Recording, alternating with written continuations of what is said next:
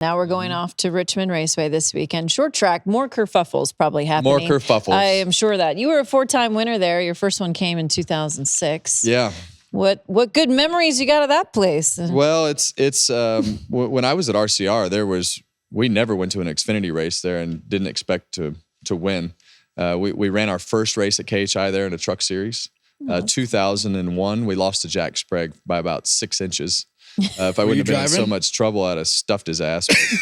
But, I was in so much trouble at that point, I wasn't going to breathe on it.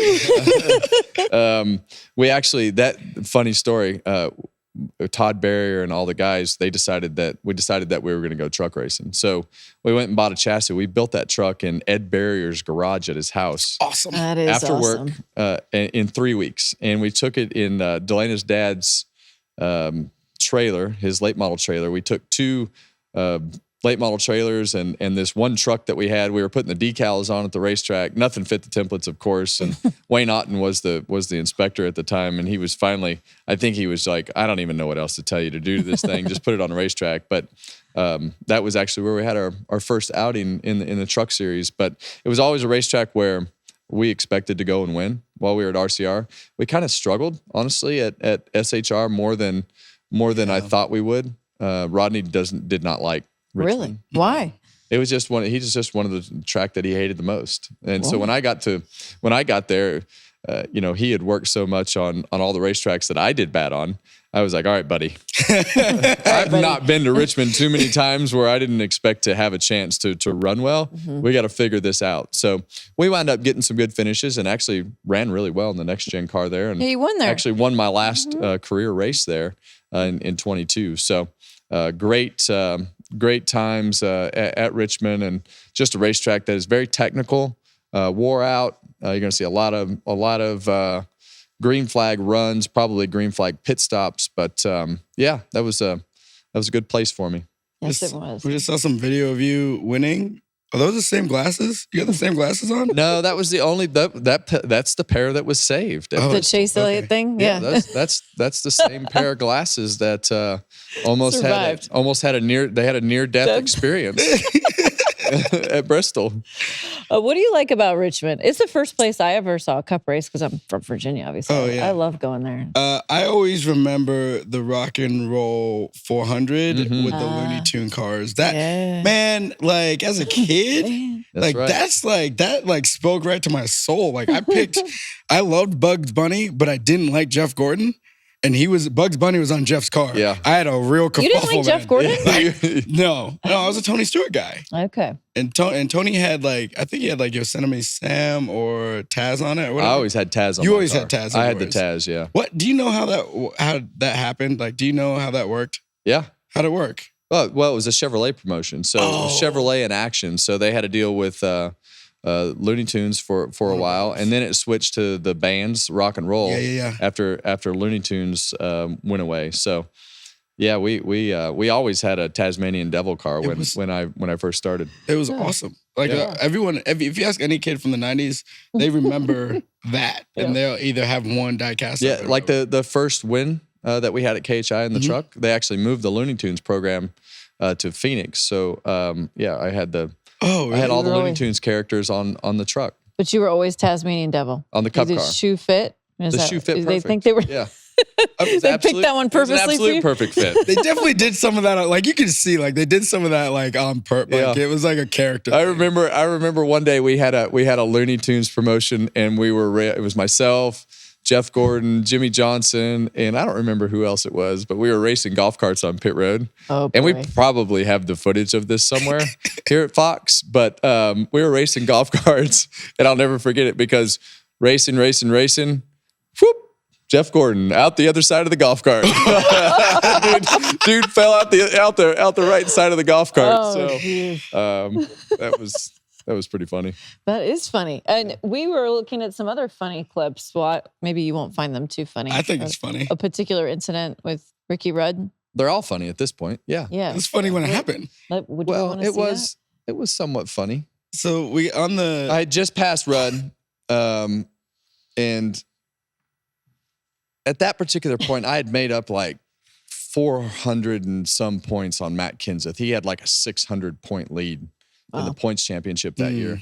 And I had made up a bunch of points in the previous weeks, and I go in there and Rudd just dumped me. And I felt like it was on purpose because we were in a position to keep making up points that night. And that pretty much ended the championship chase that night. So I was pissed.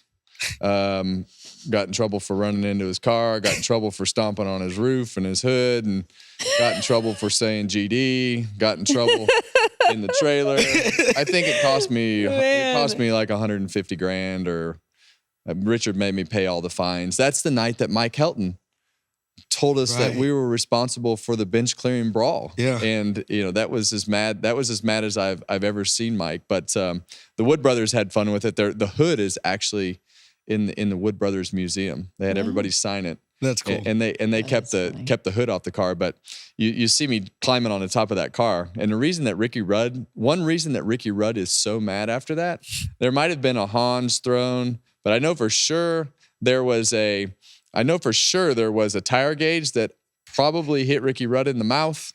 I'm not sure who threw that, but I know that he was mad because he had been hit in the mouth, and that was my car chief, Kirk Almquist, that he was always the one to keep me from completely doing something too stupid. That was dumb. But the part that you didn't see right there was Big Mike. He actually was in there as well, but he actually trained the whole damn car.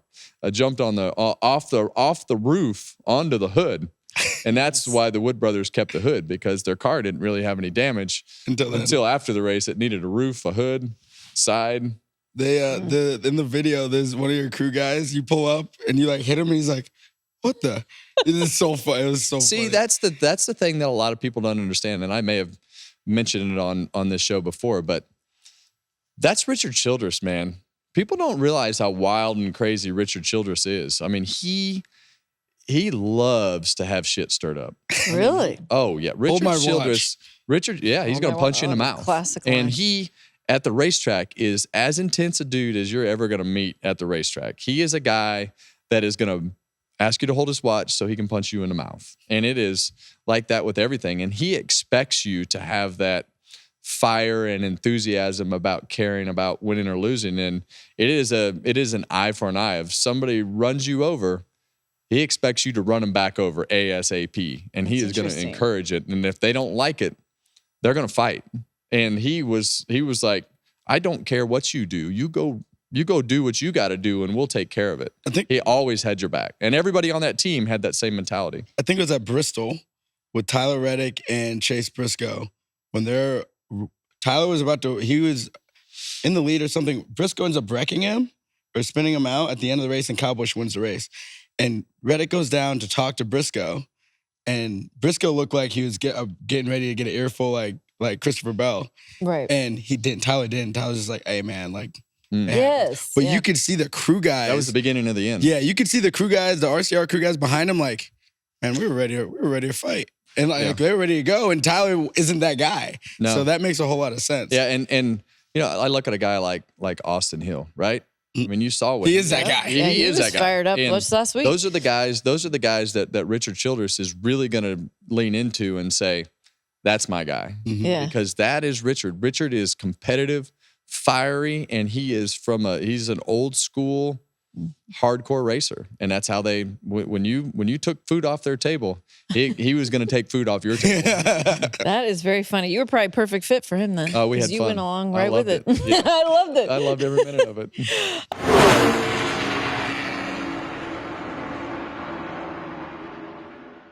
Hey, race fans, thanks for watching our video. For all NASCAR on Fox News, content, and the best clips from Fox Sports, be sure to follow and subscribe to our channel.